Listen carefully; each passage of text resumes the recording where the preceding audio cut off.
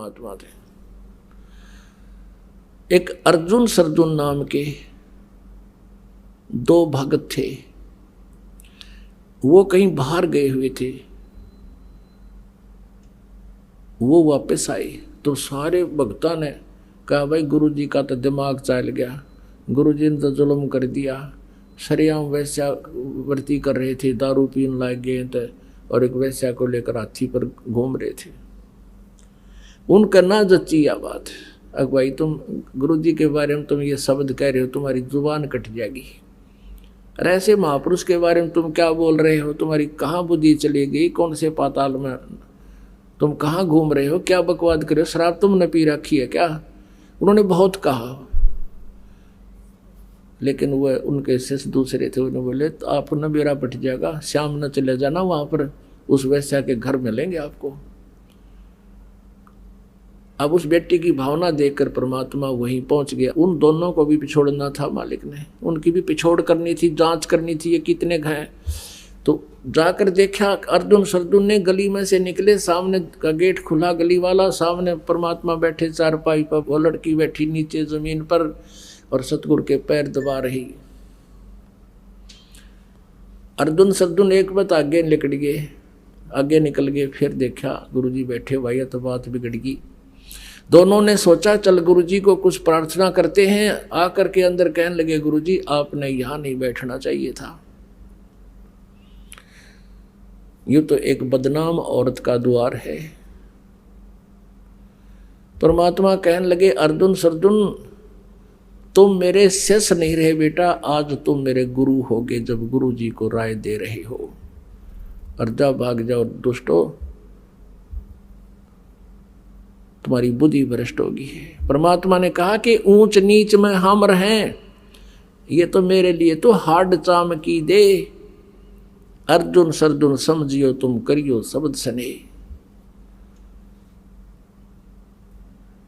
और कहा कि तुम जाओ भाग जाओ यहां से।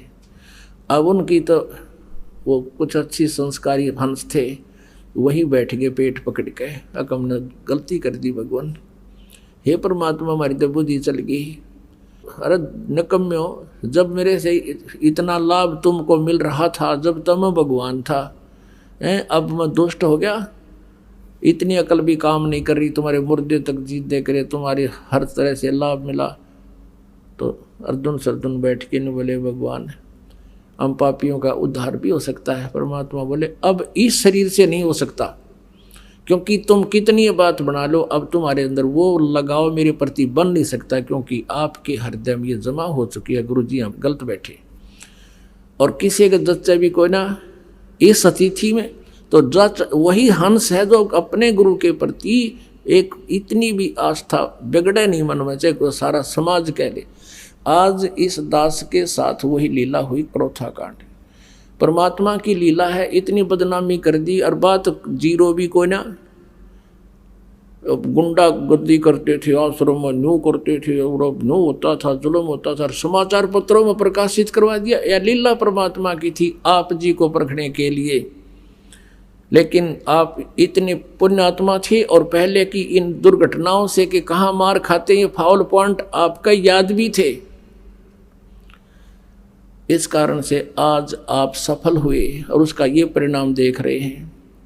पहले से कई गुना परमात्मा की प्यारी आत्माएं उमड़ कर आई हैं। आपके हृदय में ये समाया भी नहीं कि ये बकवास क्या कर रहे हैं, क्योंकि आप आंखों देख रहे थे, और इसका ये परिणाम हुआ। तो पुण्यात्माओं, वहाँ सिकंदर लोधी आया हुआ था, दिल्ली का बादशाह वहाँ पहुँचा हुआ था काशी में, और परमात्मा भी ये छेड़ा जब छेड़ा करते, जब वो भी आ रहा हो इनका सब तो बड़ा राजा। अब सिकंदर लोधी को पास पहुँचा, शेख तकी भी गेल जा रहा था साथ में, और शेख तकी के पास हिंदू मुसलमान सारे इकट्ठे होकर गए, राजा क्या रहा, बड़े अब बादशाह रहे हैं, उनको शिकायत किया भगवान हमारा तो जीना आराम हो गया, बहन बेटियों का घर से बाहर निकलना मुश्किल हो गया, सरेआम वैश्यावर्ती हो रही है।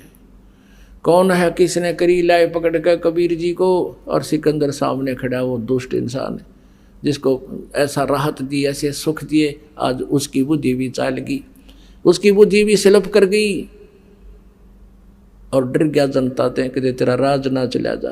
अरे राज तो भगवान देता है, जनता राज दे तो फिर कहना है कि है। अब कहने का भाव ये है, परमात्मा को क्या सजा देनी चाहिए कि इसको बांध जूड़ के, हथकड़ी गल में तोक, हाथा में हथकड़ी, पैर में बेड़ी, और लगा के दरिया में डाल दो, गंगा में।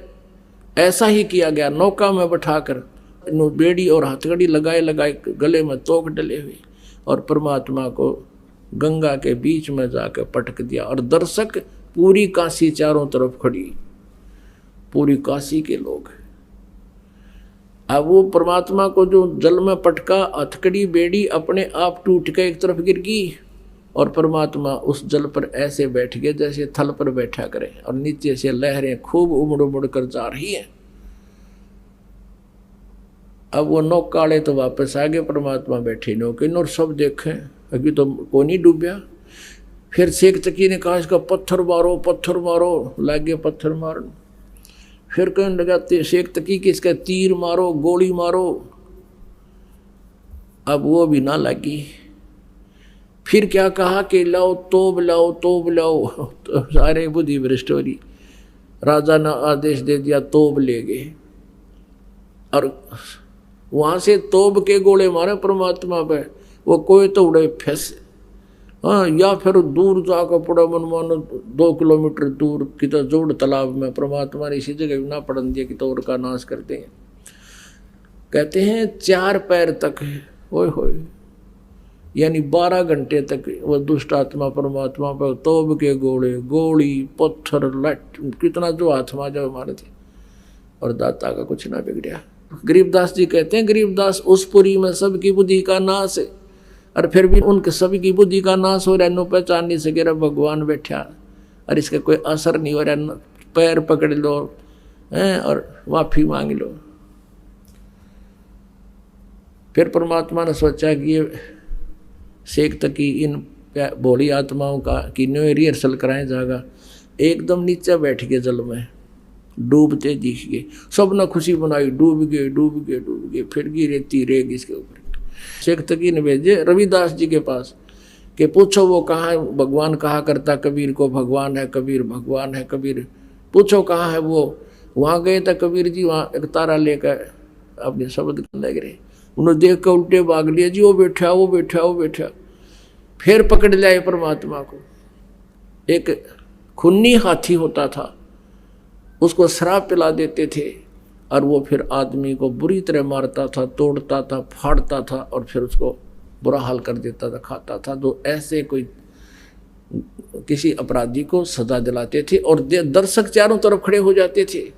सिकंदर लोधी विराजमान है ऊंचे मंच पर, एक परमात्मा को बांध कर डाल दिया मैदान में, और एक पीलवान से जो पहले ट्रेंड था उस हाथी को लेकर आया, उसको शराब पिला रखी। अब हाथी जब निकट आया परमात्मा के, तो एकदम परमात्मा ने एक शेर का रूप दिखा दिया। हाथी तो लीद कर चंगाड़ मार उल्टा भाजे, और पीलवान ने सोची तेरी नौकरी गई, अब तू मरेगा। उसको सीधे भाले ठोकर उसने फिर सीधा करा, वो फिर देख कर भाग ले। अब परमात्मा ने सोची इस जीव ने घना दुखी करेगा। उस सिकंदर लोधी को परमात्मा ने अपना स्वरूप दिखा दिया, वो शेर का रूप उसको दिखा दिया सिकंदर लोधी को। और नो दिखा जानो ईब आया मंच पे, उस नौका पर खड़ा हो गया एकदम नो, और एकदम फिर उस शेर का खत्म रूप समाप्त करके परमात्मा इतना तेजों में शरीर दिखाया, उसको आसमान तक अड़े हुए नजर आए परमेश्वर। सिकंदर लोधी ऊपर मंच से चल पड़ा कांपता हुआ, और नीचे आकर दंडवत प्रणाम किया परमात्मा को। बोलो सतगुरुदेव।